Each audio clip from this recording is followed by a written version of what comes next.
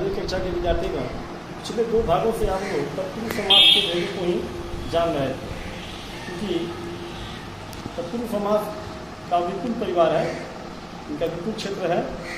तो हम लोग पूर्णतः सविस्तार तत्पुरुष समास को जान चुके हैं, इसमें अब कोई कमी नहीं रह गई। अब है जो समास के मुख्य भेद हैं, अव्ययी भाव, तत्पुरुष, द्वंद्व और बहुब्रीहि।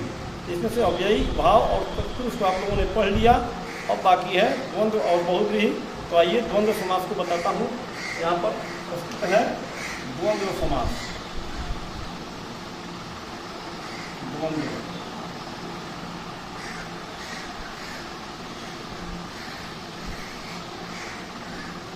जिस समास के दोनों पद संज्ञा और प्रधान हो,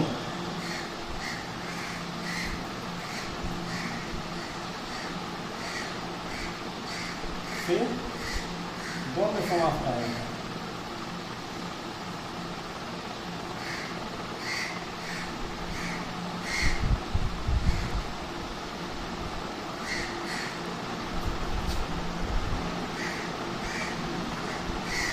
द्वंद्व समास कहा जाता है।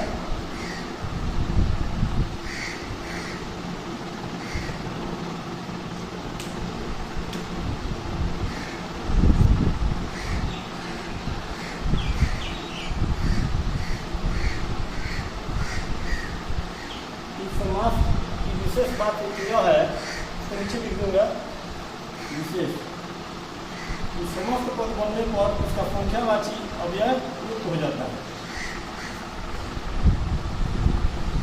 समस्त पद में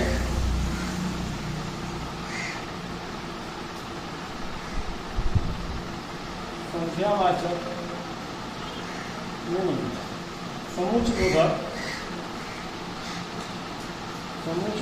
अव्यय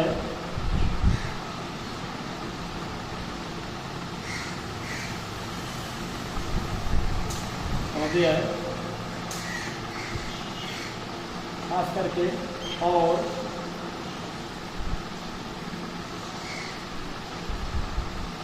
व तथा एवं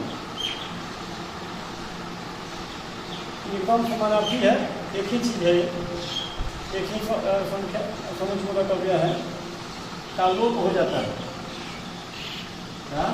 लोप हो जाता है यानी लुप्त हो जाता है। यह संख्या समुच्चयबोधक अव्यय लुप्त हो जाता है।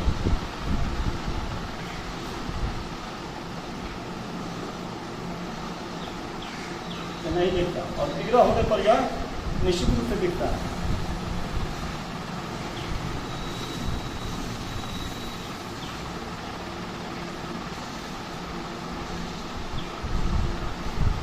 आप देख रहे हैं गुरु शिष्य ये दोनों ही संज्ञा है, भाई बहन ये दोनों ही संज्ञा है, दिन और रात ये दोनों ही संज्ञा है।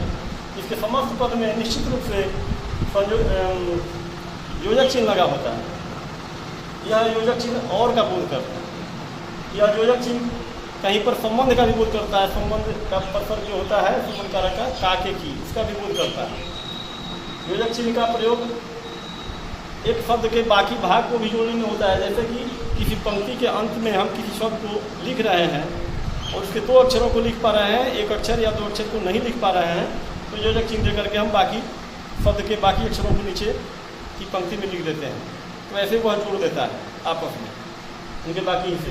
तो योजक इसका काम ही है जोड़ने का, लेकिन यहाँ पर और के लिए इसका प्रयोग है, कहीं पर काके की के लिए भी प्रयोग होता है। अब देखिए तो इसमें यह रहेगा योजक चिन्ह, और जब विग्रह होगा तो इसका जो और होगा वह प्रकट हो जाएगा। ये समुच्चयबोधक अव्यय, इस समुच्चयबोधक अव्यय का लोप होकर के जो है सो समास पद बनता है, और विग्रह करते ही निश्चित रूप से समुच्चयबोधक अव्यय और आ जाता है, और या तथा या वो या एवं। गुरु शिष्य, गुरु और शिष्य, भाई और बहन, दिन रात दिन और रात। आप देख रहे हैं कि दोनों ही पद संज्ञा है और दोनों ही पद प्रधान है, समान भाव है इनका, समान अर्थ है इस समासिक पद में, इसके अतिरिक्त और कुछ नहीं है। चलिए अब बहुब्रीहि समास को देखते हैं। बहुब्रीहि समास में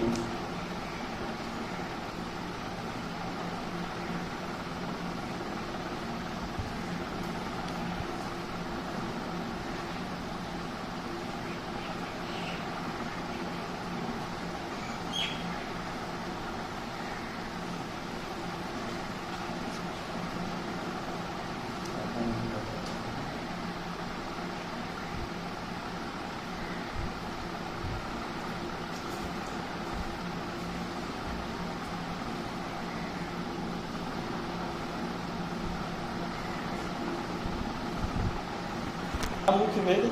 चौथा भेद है बहुव्रीहि समास। उसकी परिभाषा आप ध्यान देंगे और बार बार सुनकर नोट भी कर सकते हैं। जिस समास का दोनों पद मिलकर अपने अर्थ की प्रधानता को न प्रकट करते हुए किसी अन्य पद यानी अपने दोनों के अलावा किसी दूसरे यानी अपने दोनों को छोड़कर किसी तीसरे अर्थ तीसरे पद की प्रधानता को प्रकट करते हों, वहाँ बहुव्रीहि समास होता है।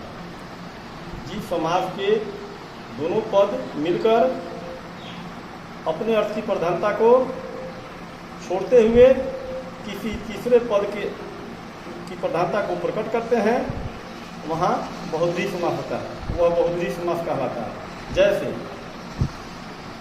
पीताम्बर, पीताम्बर कर्मधारय समास भी होता है और पीताम्बर बहुव्रीहि समास भी होता है।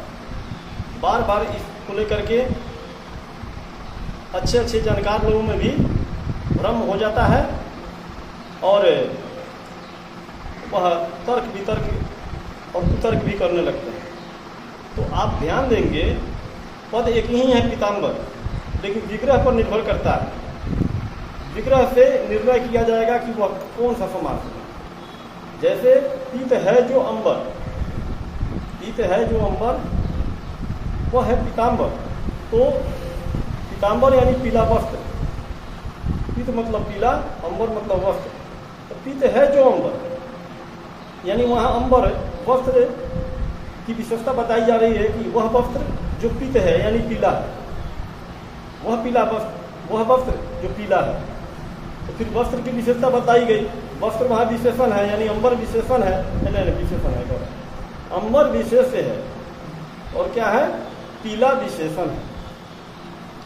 पीला का तत्सम शब्द यहाँ प्रयुक्त हुआ है पित, यह तत्सम है, संस्कृत में प्रयुक्त होने वाला पद है यह।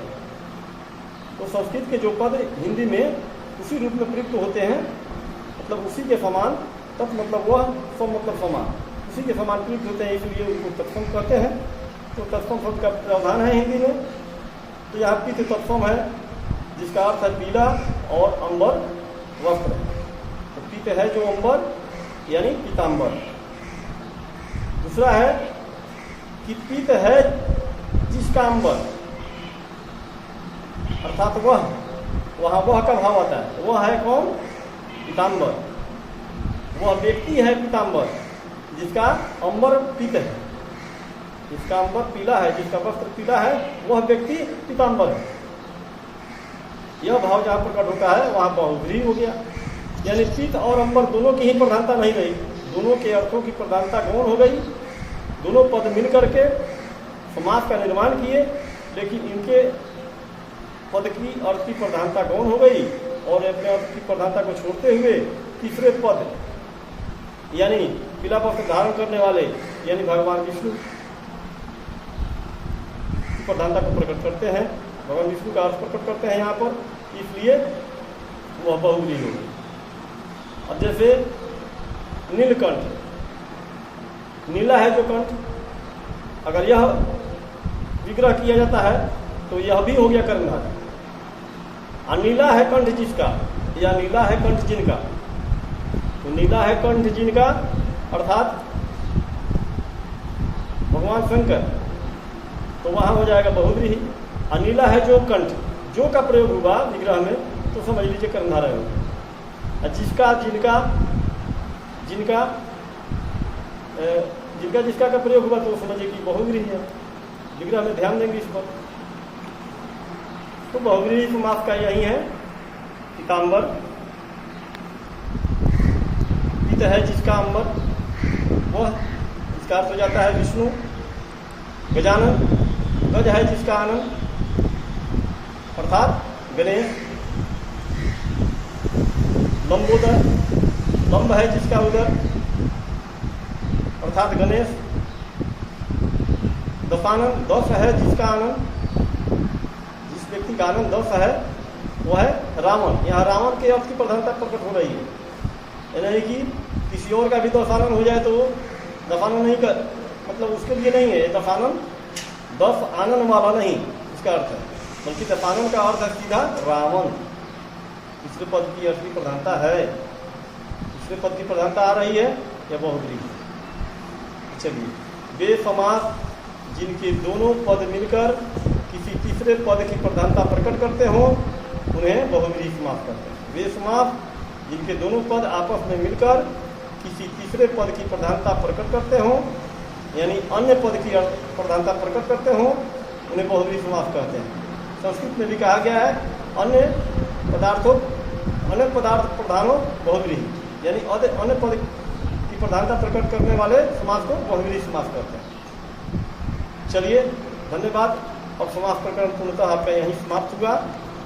आगे मिलते हैं क्षितिज में, अगले भाग में। तब तक के लिए धन्यवाद।